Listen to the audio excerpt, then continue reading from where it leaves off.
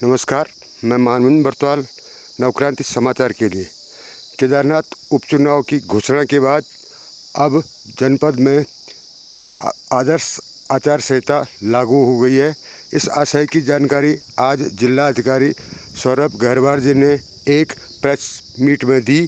आइए जानते हैं कि आदर्श आचार संहिता सहित प्रत्याशियों के लिए और इस समय अवधि में किस किस तिथि को क्या होना है, ये बताया गया है। जी, उसमें बेसिकली माननीय आयोग द्वारा विभिन्न पत्रों के माध्यम से जब एमसीसी जनपद में लागू हुई है तो क्या क्या चीज़ें की जानी है उसके संबंध में गाइडलाइंस जारी की गई है, जिसमें सबसे प्रमुखता से जो है वो है हमारी प्रॉपर्टी डिफेसमेंट को लेकर के, जिसमें गवर्नमेंट प्रॉपर्टी पर हमें 24 घंटे के अंदर, हमारी जो भी पब्लिक प्रॉपर्टी है उस पर हमें 48 घंटे में, और प्राइवेट प्रॉपर्टी से हमें 72 घंटे में कोई भी ऐसे एडवर्टीजमेंट्स हैं उन्हें हटाने की डायरेक्शंस हैं। ऑफिशियल में जो वाहन है उनके मिसयूज़ को प्रतिबंधित किया गया है। पब्लिक एक्सचेकर के कॉस्ट पर एडवर्टीजमेंट्स को प्रतिबंधित किया गया है। साथ ही ऑफिशियल वेबसाइट्स पर पॉलिटिकल फंक्शनरीज के फोटोग्राफ्स को प्रतिबंधित किया है।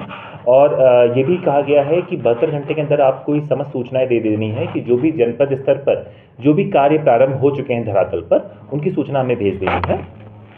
उसके अलावा एक्सपेंडिचर मॉनिटरिंग और इन्फोर्समेंट भी प्रारंभ हो चुका है, जिसमें हमारी जो एसएसटी 10 टीमें जनपद में कार्य करना स्टार्ट कर देंगे और एफएसटी हमारी 8 टीमें हैं। उसके अलावा हमारे टोटल 173 बूथ्स के लिए 27 सेक्टर मजिस्ट्रेट्स और 2 जोनल मजिस्ट्रेट्स कार्य प्रारंभ कर दिए हैं।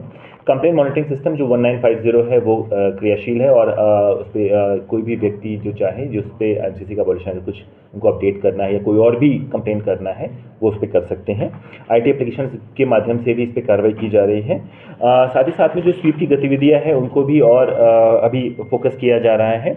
मीडिया जो हमारा सर्टिफिकेशन और मॉनिटरिंग कमेटी है वो हमारे जनपद पर गठित हो चुकी है और उसमें उसके अनुसार भी कार्रवाई होगी। साथ ही साथ में हमारा कंट्रोल रूम जो 24/7 है वो क्रियाशील है। उसके संबंध में भी कोई व्यक्ति किसी भी संबंध के बारे में जानकारी या शिकायत करना चाह रहा है वो कर सकते हैं। नामांकन की तिथि 6 तारीख और जी, उसमें अधिसूचना जारी होने की जो तिथि आएगी वो 22 अक्टूबर 24 रहेगी। नाम निर्देशन प्रस्तुत करने की जो अंतिम तिथि है वो 29 अक्टूबर है।